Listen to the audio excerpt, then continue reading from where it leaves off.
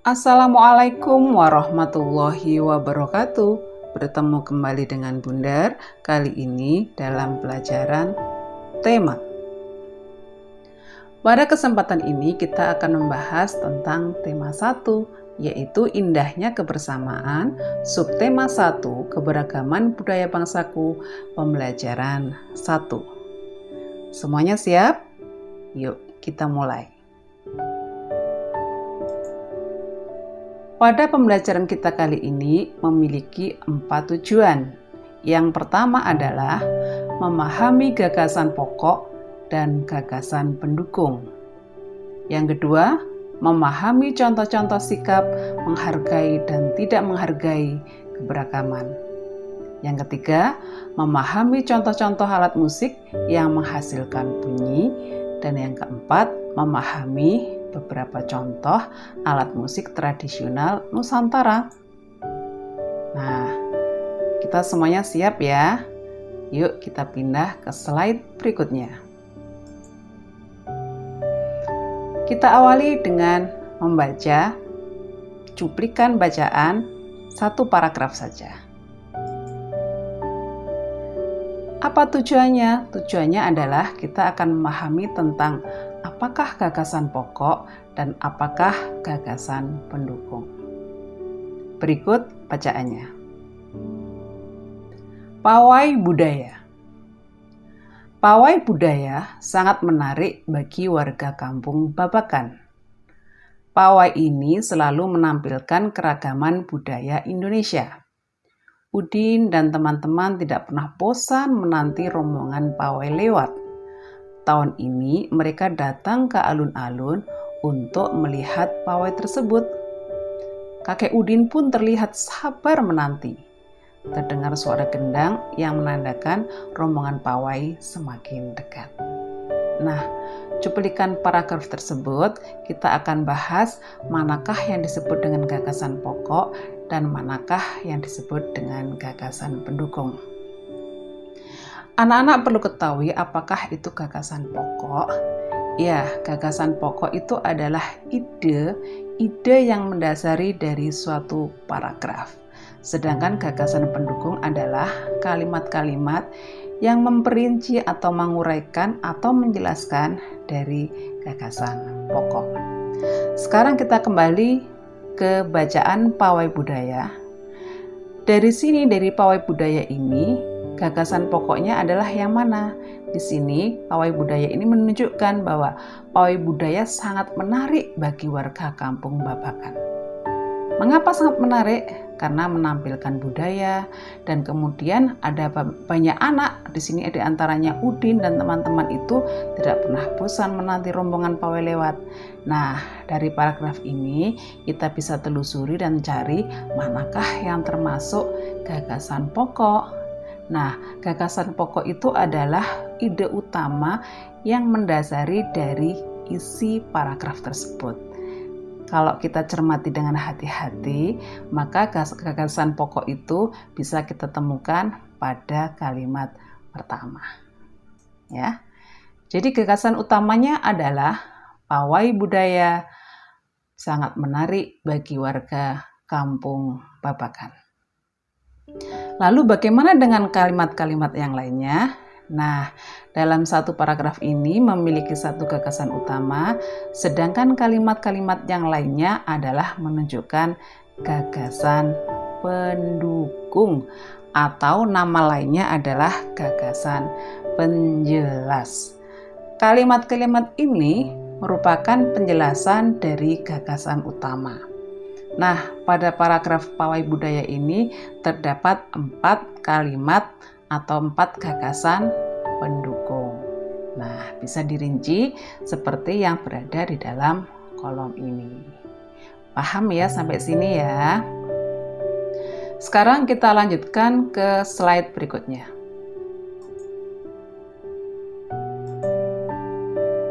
Nah, dari bacaan tersebut kita bisa membuat ringkasan atau membuat rangkuman bahwasanya setiap bacaan biasanya terdiri atas beberapa paragraf. Setiap paragraf memiliki gagasan pokok, ya, ini ya. Setiap paragraf memiliki gagasan pokok yang didukung oleh gagasan pendukung. Ya, jadi memiliki gagasan pokok yang didukung oleh gagasan pendukung. Gagasan pokok adalah ide utama yang dibahas dalam suatu bacaan, bisa berupa kalimat inti ataupun berupa pokok paragraf. Sedangkan gagasan pendukung adalah uraian. Ya, sekali lagi, uraian atau penjelasan atau tambahan informasi untuk gagasan pokok. Inilah pembahasan tentang gagasan pokok dan gagasan pendukung. Kita pindah ke slide berikutnya. Nah, berkaitan dengan keragaman budaya, banyak sekali sikap-sikap yang bisa dimunculkan atau bisa dilakukan terhadap keberagaman budaya Nusantara. Ada sikap yang baik, ada sikap yang tidak baik tentunya, karena memang itu sudah kodrat dari manusia diciptakan. Betul atau tidak? Nah, sekarang coba kita lihat rangkumannya. Perbedaan yang ada pada setiap daerah di Indonesia itu merupakan suatu anugerah dari Tuhan yang patut kita syukuri. Sekali lagi, perbedaan yang ada pada setiap daerah di Indonesia merupakan suatu anugerah dari Tuhan yang patut kita syukuri. Semuanya kembali kepada kita, bagaimana kita menyikapinya, menghargai atau tidak menghargai dari keberagaman yang ada di Nusantara kita. Betul kan? Nah, di sini diilustrasikan oleh gambar bahwa budaya kita sangat beragam. Tapi bagaimanakah sikap kita terhadap budaya tersebut? Ya kan? Apakah menghargai atau tidak menghargai? Lanjut pada slide berikutnya. Di sini ada berbagai macam contoh keberagaman yang ada di Nusantara kita itu sangat banyak sekali, ya, sangat beragam dari Sabang sampai Merauke.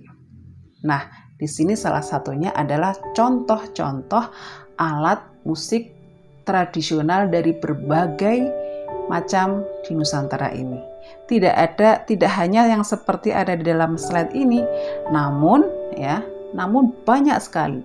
Yang ada di dalam slide ini hanyalah segelintir contoh alat musik tradisional yang ada di Indonesia. Nah, kita belajar mengenali satu-satu ya.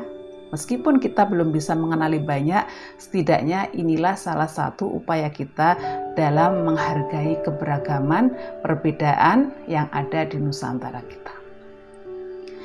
Kita mulai dari gambar yang pertama. Ini ya, gambar ini. Ini namanya adalah angklung. Nah, kira-kira kalau melihat gambar ini kita analisa, kira-kira bagaimana ya cara membunyikannya? Menurut anak-anak bagaimana? Nah, ini alat musik angklung ini cara membunyikannya adalah digoyangkan. Ya, digoyangkan seperti ini. Nah, itu cara membunyikan alat musik angklung. Alat musik ini dibuat dari bambu. Kita pindah ke gambar yang kedua. Nah, di sini ada gambar kendang. Ya, kendang ini adalah alat musik tradisional juga, yang mana di sini berbahan kayu. Kemudian di sini sisi kanan dan kirinya ini, ya, ini adalah terbuat dari kulit. Ya, terbuat dari kulit. Ada yang dari kulit domba, ada yang dari kulit sapi yang disamak ya. Disamak itu dibersihkan, kemudian diberikan obat, diberikan pengawet sehingga bisa dipergunakan untuk penutup atau untuk menutupi sisi kanan dan kirinya alat musik kendang. Kira-kira kalau kita cermati dari gambar ini, bagaimanakah kira-kira cara membunyikannya? Menurut anak-anak bagaimana cara membunyikannya? Ya, karena di sini gambar ini dibuat sisinya ini dibuat dari kulit sapi maupun kulit domba yang sangat lembut, maka bisa kita asumsikan bahwa cara membunyikan alat musik ini adalah dengan ditepuk ya.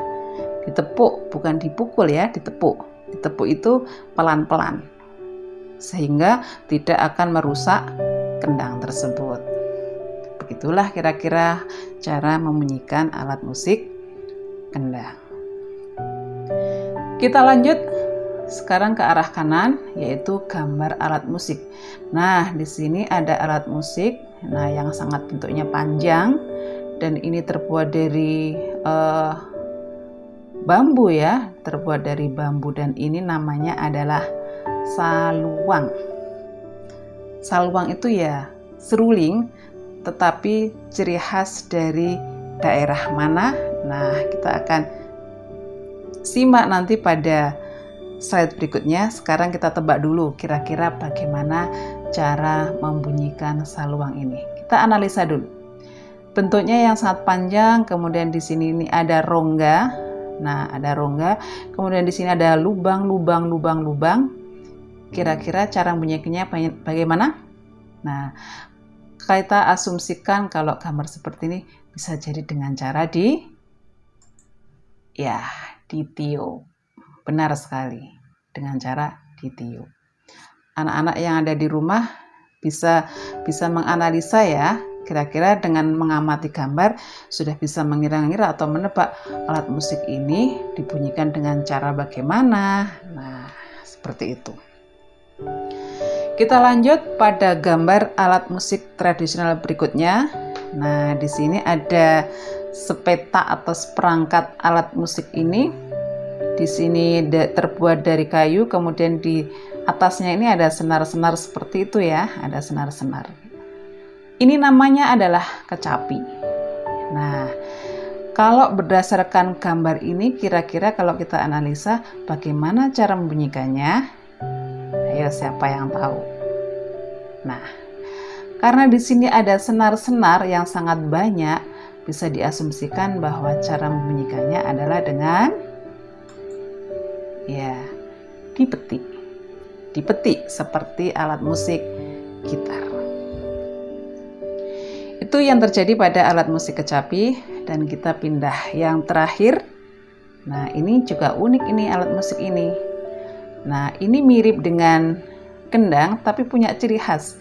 Di sini ada motif-motif batiknya yang khas, yang unik, yang belum tentu dimiliki oleh daerah-daerah di Nusantara yang lainnya. Ini namanya adalah alat musik tifa ya, tifa. Nah, bila kita cermati, bahan-bahan alat musik tifa ini juga tidak jauh beda dengan kendang ya. Maka bisa diasumsikan dalam membunyikannya adalah dengan cara ditepuk. Itulah kira-kira beberapa contoh alat musik tradisional yang ada di Indonesia. Masih banyak sekali alat-alat musik yang lain yang bisa kita pelajari lagi. Ini adalah sebagian saja. Maka beruntunglah kita bisa tinggal di Indonesia yang memiliki keragaman banyak, salah satunya adalah alat musik tradisional. Kita lanjut pada slide berikutnya. Nah, masih berkaitan dengan alat musik tradisional tadi. Tadi ada angklung, kemudian juga ada kendang, ada saluang, ada kecapi, ada tifa. Nah, sekarang kita akan mengenali dari manakah alat musik tradisional ini berasal. Nah, kita akan mulai dari gambar yang pertama. Angklung. Angklung adalah alat musik tradisional yang dibuat dari bambu. Ini berasal dari Jawa Barat. Kemudian alat musik tradisional berikutnya yang kedua adalah kendang. Kendang berasal dari mana? Nah, kalau kendang ini sebenarnya banyak sekali ragamnya ya. di Jawa ada, di Bali juga ada, yang biasanya jadi satu dengan seperangkat gamelan, alat musik yang biasanya untuk mengiringi tarian ataupun nyanyian tradisional. Nah, tapi ini kita ambil salah satu contohnya saja ya, bahwa kendang ini berasal dari salah satu juga di wilayah Jawa, yaitu Jawa dan Bali. Lanjut pada gambar berikutnya, gambar yang ketiga, yaitu saluang. Saluang yang tadi seperti seruling yang istimewa, ini berasal dari daerah di Kepulauan Sumatera. Tepatnya ada di Sumatera Barat. Paham ya? Kemudian lanjut pada alat musik yang keempat. Ya, betul, yang keempat, yaitu kecapi tadi. Kecapi kira-kira berasal dari mana? Nah, kecapi berasal dari Jawa Barat. Dan yang terakhir, ini tadi, nah, alat musik tifa yang sekilas juga sedikit mirip ya, perlakuannya seperti kendang. Nah, ini dari manakah asalnya? Ini berasal dari Papua. Jadi, alat musik tradisional yang ada di negara kita itu sangat beragam sekali. Kita tidak bisa menampung seluruhnya. Oleh karena itu, kita patut bersyukur sekali memiliki banyak sekali keberagaman budayanya. Nah, anak-anak, itu tadi pembelajaran kita tentang keberagaman budaya yang ada di bangsa kita, yaitu bangsa Indonesia. Kita wajib mengenali dan kita juga harus belajar untuk menghargai semua perbedaan dari keragaman budaya kita. Sekarang kita masuk pada latihan soal ya. Latihan soal ini tujuannya adalah untuk melatih keterampilan kita dalam memahami apa yang sudah kita pelajari tadi. Di sini saya akan sajikan ada 4 soal. Dan kita mulai dari soal yang pertama. Jadi, anak-anak yang ada di rumah, tolong disimak dengan baik-baik apa yang Bu Darmi narasikan atau yang saya paparkan atau yang saya jelaskan supaya tidak keliru. Ya, kita belajar keterampilan mendengarkan. Latihan soal 1. Berdasarkan gambar berikut, gambarnya mana? Nah, ini. Ya. Berdasarkan gambar berikut, berdasarkan gambar ini, anak-anak tolong buatlah satu paragraf. Ya, satu paragraf karangan yang terdiri dari satu gagasan utama dan 4 gagasan pendukung. Sekali lagi, amati, analisa, cermati dari gambar yang sudah ditampilkan ini, kemudian buatlah satu paragraf karangan yang terdiri dari 1 gagasan utama dan 4 gagasan pendukung. Jangan lupa ditulis yang rapi ya. Kemudian lanjut pada latihan soal yang kedua. Masih sama, berdasarkan gambar berikut. Nah, masih berdasarkan gambar ini, tulislah 2 contoh sikap menghargai. Ya, jadi nanti anak-anak menuliskan 2 contoh sikap menghargai terhadap keragaman budaya dan 2 contoh sikap yang tidak bisa menghargai terhadap keberagaman. Ya, jadi ada 4 yang terdiri dari 2 sikap menghargai dan 2 sikap tidak menghargai. Lanjut pada soal yang ketiga. Nah, pada soal yang ketiga ini disajikan 5 gambar ya. Gambar 1, gambar 2, gambar 3, gambar 4 dan gambar 5. Apa tugasnya anak-anak? Perhatikan ya. Tugasnya adalah amati dari kelima gambar ini ya. Dari kelima gambar ini amatilah. Kemudian jelaskan bagaimana kira-kira alat musik tradisional berikut dibunyikan. Ya. Jadi amati dulu kira-kira bagaimana cara membunyikan alat-alat musik yang ada di gambar-gambar ini. Ya, dijelaskan ya. Jangan lupa. Kita lanjut pada latihan soal yang keempat. Berdasarkan gambar pada soal latihan nomor 3 tadi, ya, berdasarkan gambar pada latihan soal nomor 3 tadi, tugasnya adalah jodohkan, ya. Jodohkan nama alat musik tradisional itu beserta daerah asalnya. Ya, sekali lagi, jodohkan nama alat musik tradisional beserta daerah asalnya. Jadi nanti anak-anak tugasnya adalah salin tulisan ini di buku kalian ya. Ini disalin di buku kalian, kemudian jodohkan. Sasando berasal dari mana ya? Ini ada 5 pilihan. Tifa juga seperti itu.